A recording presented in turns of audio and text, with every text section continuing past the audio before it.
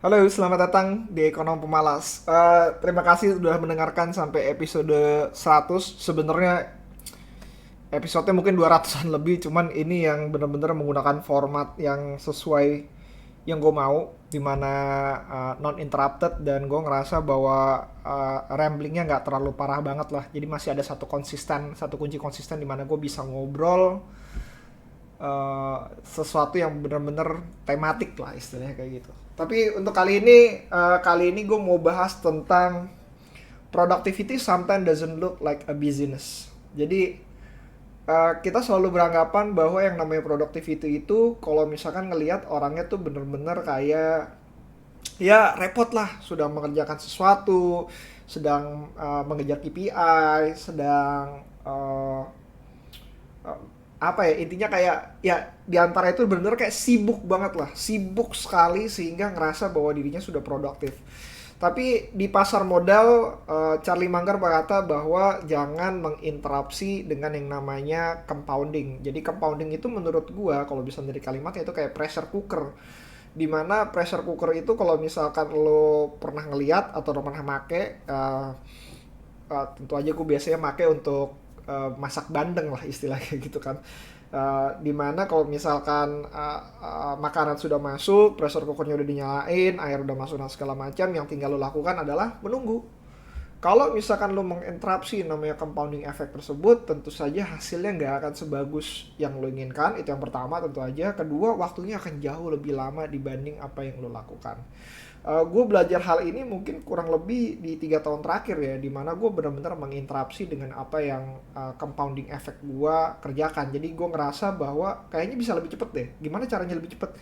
Ya kita akan pindah-pindah trading dan segala macam. Padahal dengan cara bertahan dan memegang convictions kita dari awal, kita akan bisa, gue bisa mendapatkan keuntungan yang jauh lebih tinggi lagi dibanding berpindah-pindah gitu. Dan ada lagi kalau misalkan yang menginterupsi dengan compounding itu adalah dengan adanya kebutuhan-kebutuhan tersier lah. Mungkin ada beberapa yang sebenarnya memang harus dipergunakan uang tersebut dan harus meridim dari hasil saham yang lo investasikan. Ada beberapa yang lain yang sebenarnya nggak perlu terjadi untuk meridim hal tersebut. Dalam konteks gue, dalam 3 tahun terakhir, mau nggak mau gue harus redeem saham yang gue milikin, sehingga gue menginterupsi compounding effect yang gue punya. Maka dari itu hasilnya nggak sebagus dari apa yang gue inginkan. Nah, gue pernah bahas dengan namanya istilahnya Wu Wei. Wu Wei itu adalah art of doing nothing. Karena dengan lo doing nothing, lo tidak akan menginterupsi dengan yang namanya nature atau alam bekerja. Jadi lu nggak akan bisa mempercepat yang namanya bunga untuk berkembang gitu. Kecuali lu genetika dan segala macam lu benar-benar modify, dan itu benar-benar butuh lebih banyak waktu dibanding menunggu bunga itu untuk berkembang. Atau lu nggak akan bisa menginterupsi bahwa seorang ibu-ibu, tentu saja dari manusia, untuk menghasilkan bayi lebih cepat daripada 9 bulan.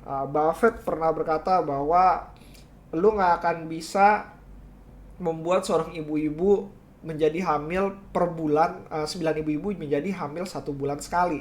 Lu akan mendapatkan ibu-ibu tersebut hamil dan melahirkan setelah 9 bulan, 9-9-nya gitu. Dan itu adalah yang normal bagi manusia. Tentu aja ada beberapa yang kayak prematur sekarang lebih cepat atau lebih lambat. Tapi intinya adalah jangan menginterupsi apa yang alam akan lakukan. Dan menurut gua compounding effect itu adalah segala sesuatu yang berhubungan dengan fisika, alam, dan segala macam. Ya lu jangan interupsi itu. Yang perlu lu lakukan adalah diam, lakukan hal yang lain. Kalau misalkan lu malah menginterupsi dari perkembangannya, ya rada-rada sulit juga. Nah, kenapa sih sebenarnya pengen banget kita untuk melakukan interupsi dari compounding effect itu ya? Karena pengen kaya lebih cepat lah, istilahnya kayak gitu. Dan gue merasakan hal itu ada di diri gue, bahwa gue pengen kaya lebih cepat dengan MOS yang gue punya, dengan harga saham yang gue beli. Let's say kayak misalkan gue beli saham PI 1, wah gila men, kalau PI-nya 1, tentu aja gue ngelihat ada saham yang PI-nya 10, harusnya ini harganya 10 kali lipat. Sehingga yang gue pengen adalah ketika gue melakukan pembelian adalah market langsung menotis apa yang gue kerjakan dan akhirnya dia akan menaikkan harga saham itu menjadi 10 kali lipat, let's say kurang dari 3 bulan. Apakah mungkin? Ya mungkin, tapi lu nggak akan bisa pernah ngelawan alam. Dimana dalam konteks hal ini adalah melawan para investor lain yang mungkin belum notice terhadap apa yang uh, berlian yang lu dapatkan. Bagaimana cara mereka biar notice kalau lu mau jadi aktivis investor dengan cara posting di sosmed, posting di sosial media lain, atau lo melakukan YouTube dan segala macam, so be it. Itu akan mempercepat waktu lo, tapi lo nggak akan bisa menginterupsi bahwa waktu yang dipergunakan akan cukup waktu yang lama. Dan kadang-kadang dengan cara hal tersebut, lo bisa membunuh, tanda kutip, membunuh tanaman yang sedang lo investasikan. Let's say kayak misalkan lo dengan cara oke, gue pupuk deh biar lebih cepat, biar bunganya lebih bagus atau segala macam. Uh, dan akhirnya ketika lo pupuknya kebanyakan dan segala macam, ya balik lagi bunganya malah mati, bukan malah lebih cepat. Atau kalau misalkan pakai cara lain, ya sudah, diemin aja, tungguin aja apakah segala sesuatu yang lo kerjakan itu akan inline dengan manajemen, dan apakah manajemen akan memberikan result yang sesuai dengan keinginan lo. Dan ketika waktunya sudah tepat, lo akan menghasilkan keuntungan dari apa yang akan lo investasikan. Intinya adalah menunggu, karena ya menurut gue investasi itu bener-bener kerjaannya cuma nunggu. Setelah PR lo udah kerjakan, setelah apa yang sudah lo lakukan, ya sisanya cuma nunggu. Karena kembali lagi dari pengalaman gue, paling lo akan menemukan 1-2 investasi yang bagus dalam 1-2 tahun, dan selebihnya lo kayak nunggu aja gitu. Mungkin lo gak akan menemukan sama sekali. Tergantung dari apa yang lo kerjakan, tergantung dari point of view lo terhadap dunia investasi ini, tergantung dari framework lo dalam menggunakan investasi ini. Lo gak akan bisa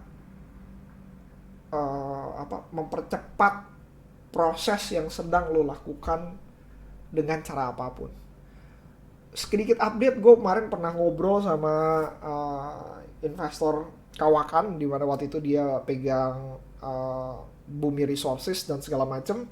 Gue sempet nanya, karena dengan call dengan harga sekarang gue tanya sama dia, lu udah leverage, lu udah masuk, leverage lu udah masuk juga, apa yang lu kerjakan sekarang? Ya udah nunggu, dia bilang.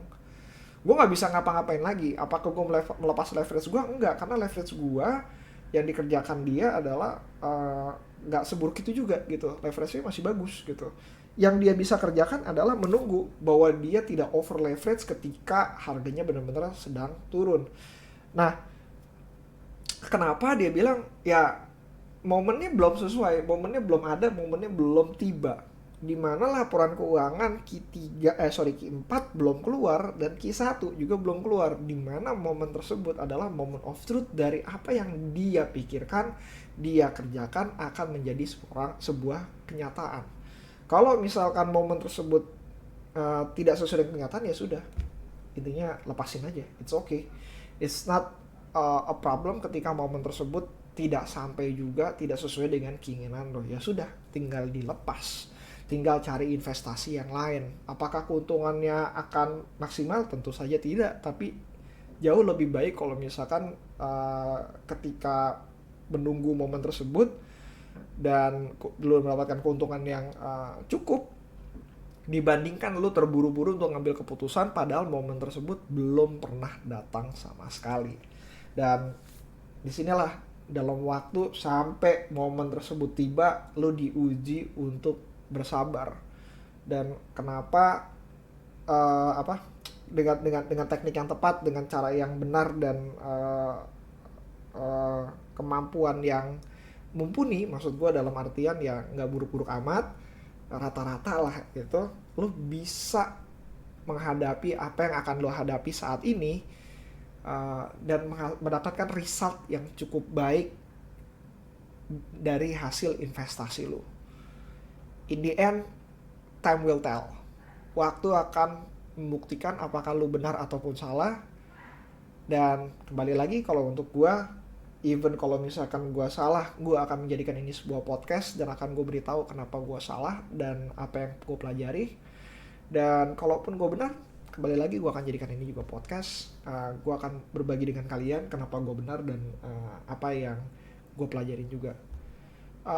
Let's say time will tell. Gue juga nggak tahu apakah investasi gue akan berakhir benar atau berakhir menjadi sebuah cerita yang hanya untuk dikenang. Tapi uh, in the end gue masih percaya dengan apa yang gue kerjakan, apa yang gue investasikan, dan convictions gue mungkin nggak akan belum berubah dan kemungkinan besar sampai saat ini menjadi lebih kuat. Tentu saja sebagai seorang investor, kembali lagi layaknya lo menanam padi, menanam bunga atau menanam apapun, apa yang sudah lo kerjakan, waktunya sudah menunggu. Tapi apapun bisa terjadi ketika dalam waktu lo menunggu. Tapi dibanding menunggu kejadian-kejadian yang buruk terjadi di masa mendatang, akan jauh lebih baik kalau misalkan lo berdiam saja dan membiarkan yang namanya alam bekerja untuk diri lo, dan lo bisa menikmati result dari pekerjaan alam tersebut. Kalau ada yang mau didiskusikan, kembali lagi di Instagram gue @bayutabusala. Thanks again untuk yang sudah subscribe dari YouTube gue. Kita bisa diskusi dengan podcast gue yang lama di sebelah sana. Mudah-mudahan tahun ini kita bisa keluarin format yang baru dan gue bisa berbagi lebih banyak lagi kepada kalian. See you again next time.